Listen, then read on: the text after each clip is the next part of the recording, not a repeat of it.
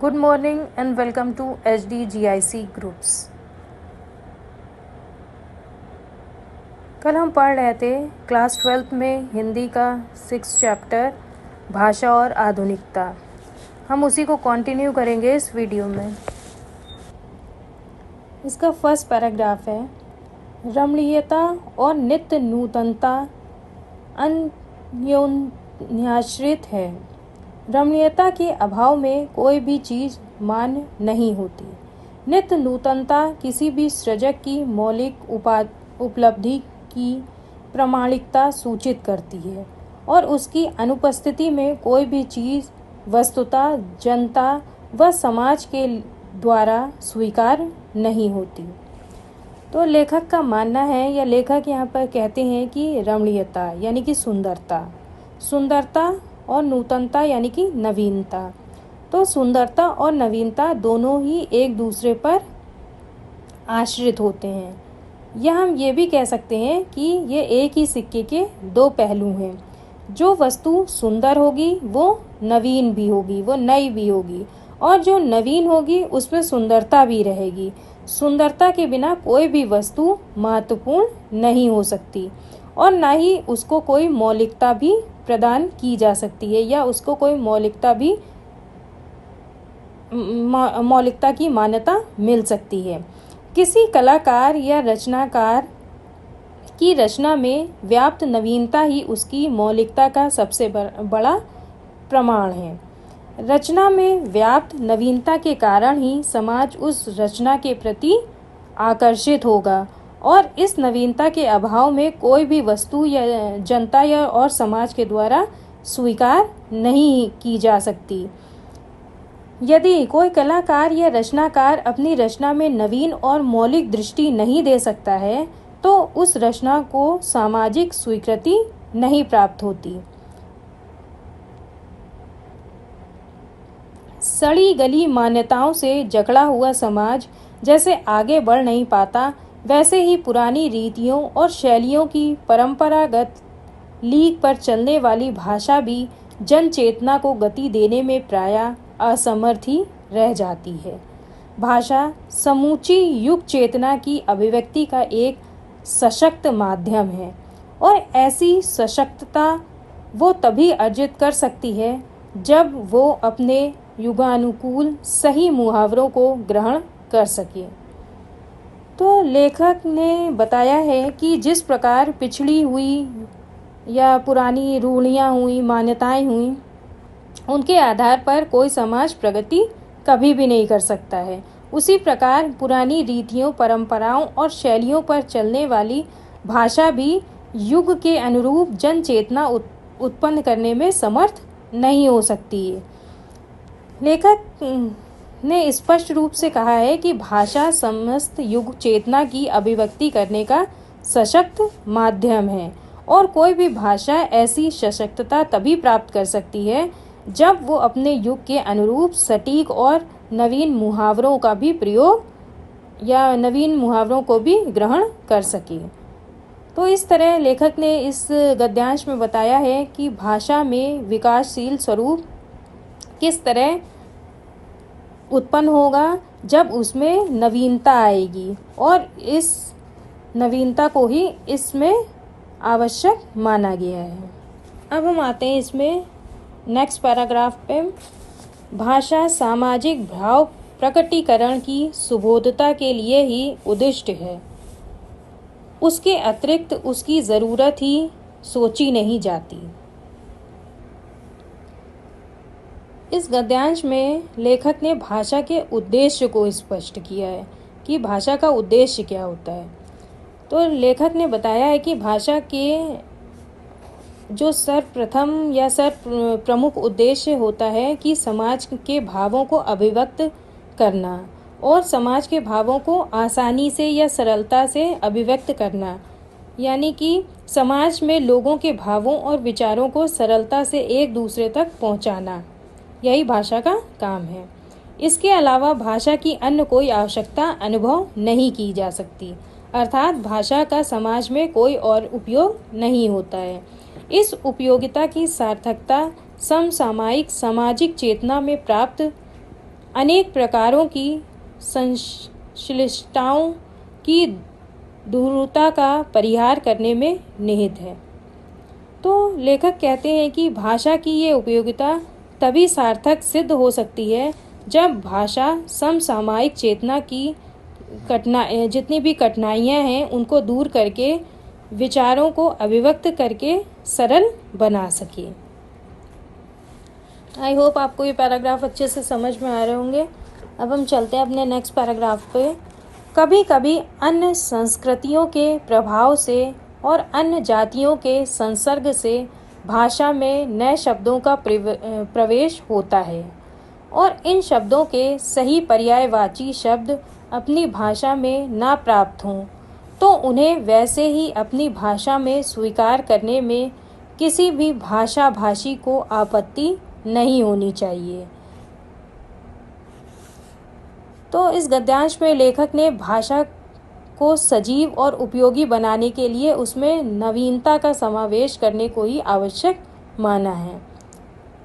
लेखक के अनुसार किसी दूसरी संस्कृति या जाति के संपर्क में आने के परिणाम स्वरूप उनसे संबंधित विभिन्न भाषाओं और बोलियों के नवीन शब्द प्रचलन में आ जाते हैं और हम जब इन नवीन शब्दों को पर्यायवाची शब्द अपनी भाषा में और हम में जो भी इनमें प्रयोग नए शब्द हैं उसको पर्यायवाची शब्द की तरह अपनी ही भाषा में खोजने चाहिए।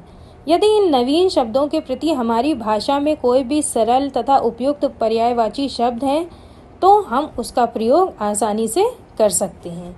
लेकिन यदि हमें हमारी भाषा में इनके पर्यायवाची शब्द नहीं मिलते हैं या उपलब्ध नहीं हो सकते हैं तो ऐसी स्थिति में हमें इन शब्दों को उनके मूल रूप में ही ग्रहण कर लेना चाहिए।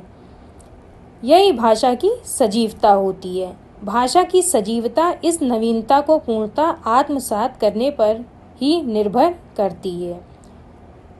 यानी कि हमें अपने उदार दृष्टिकोण का परिचय देते हुए नवीन शब्दों को उसी रूप में स्वीकार कर लेना चाहिए और ऐसा करने से किसी भी भाषा भावी को कोई आपत्ति नहीं होनी चाहिए, क्योंकि इन शब्दों का प्रयोग करके या इन शब्दों को ग्रहण करके भाषा की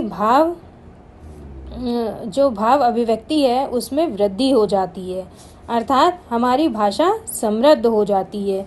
इस प्रकार भाषा की आधुनिकता से अभिप्राय भाषा में नवीनता को प्रवेश करने से है या नवीनता का समावेश करने से है। इससे भाषा में सजीवता आती है और भाषा को सजीव बनाने के लिए उसमें नवीनता का समावेश करना बहुत ज़्यादा या अत्यंत आवश्यक होता है। तो मूलतः जो है इसमें भाषा की सजीवता पर लेखक ने बताया है कि भाषा को हमेशा सजीव बनाने के लिए नवीनता का समावेश होना बहुत ही ज़्यादा आवश्यक है। और इसमें भाषा जो लेखक ने प्रयोग किया है वो परिमार्जित, सुबोध, संस्कृतनिष्ठ एवं प्रवाहमयी भाषा का प्रयोग किया गया है। इसमें शैली है विवेचनात्मक और लेखक ने ये स्पष्ट किया है कि भाषा को समृद्ध बनाने के लिए उदार एवं व्यापक दृष्टिकोण को अपनाना चाहिए। अब हम आते हैं इसके नेक्स्ट पैराग्राफ पे। भाषा स्वयं संस्कृति का एक अटूट अंग है।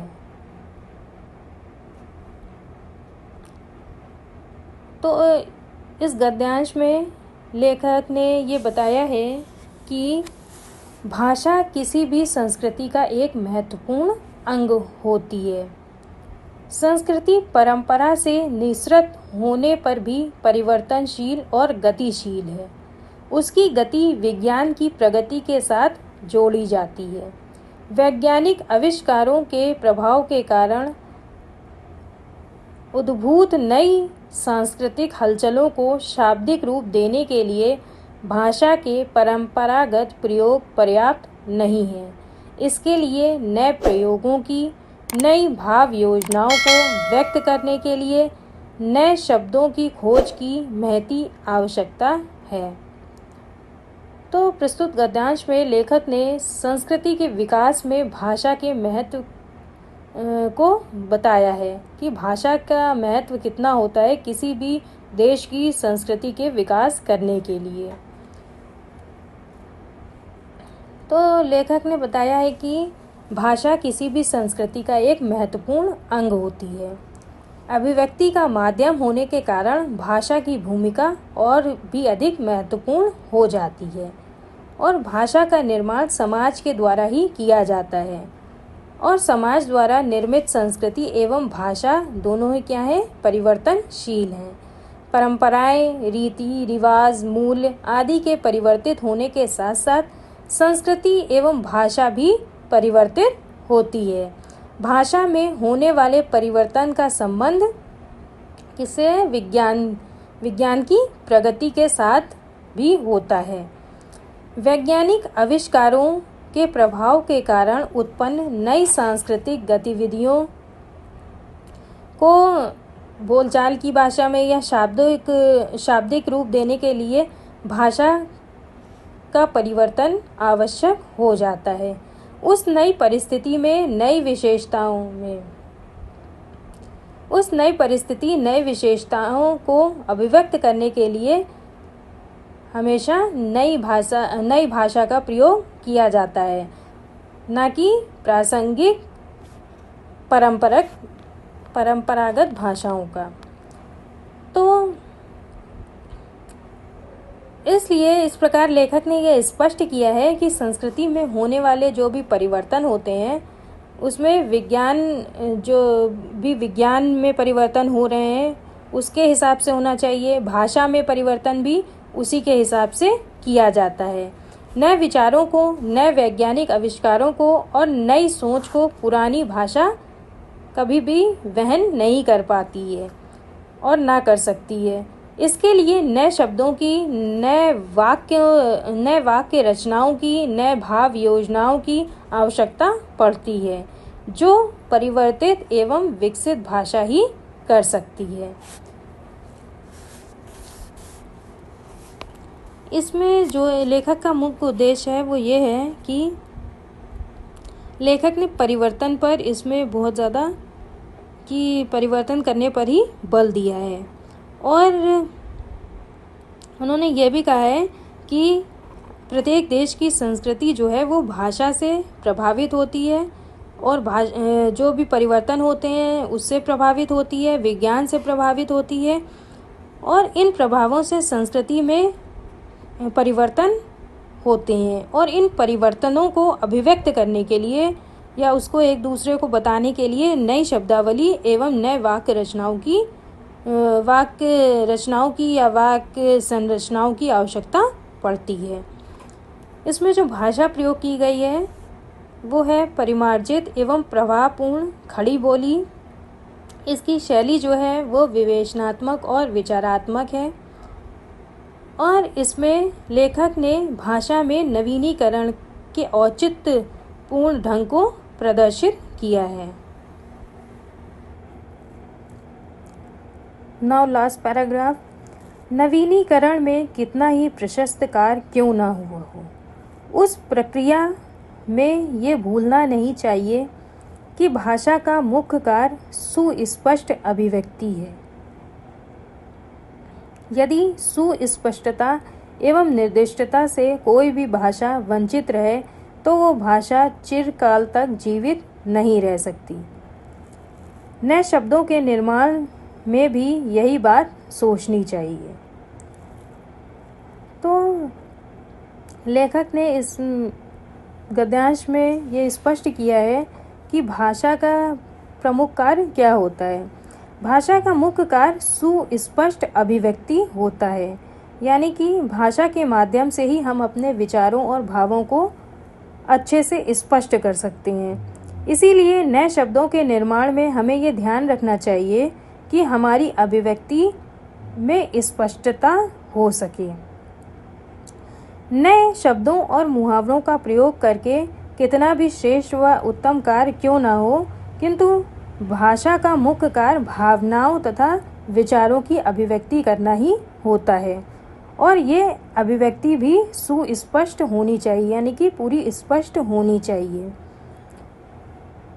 इस संदर्भ में ये भी याद रखना चाहिए कि हम पूर्वाग्रहों से मुक्त होकर उस शब्द की मूल आत्मा तथा सार्थकता पर उन्मुक्त विचार कर सकें। तो लेखक कहते हैं कि पूर्वाग्रह से मुक्त होकर विचार करने का आशय ये है कि भाषा में जो पूर्वग्रह हैं या जो पुरानी भाषाएं हैं उनके शब्दों को हटाकर उसकी सार्थकता पर स्वतंत्र रूप से विचार करना चाहिए। कहने का ये अभिप्राय है कि यदि विदेशी भाषा के शब्द हम हमारे भावों को अभिव्यक्त करने में सक्षम हैं, तब हमको उस भाषा के शब्दों को ग्रहण कर लेना चाहिए, जब तक हमको उस शब्दों से या उस भाषा से कोई भी हानि नहीं हो रही होती है। तो लेखक का मुख्य उद्देश्य है कि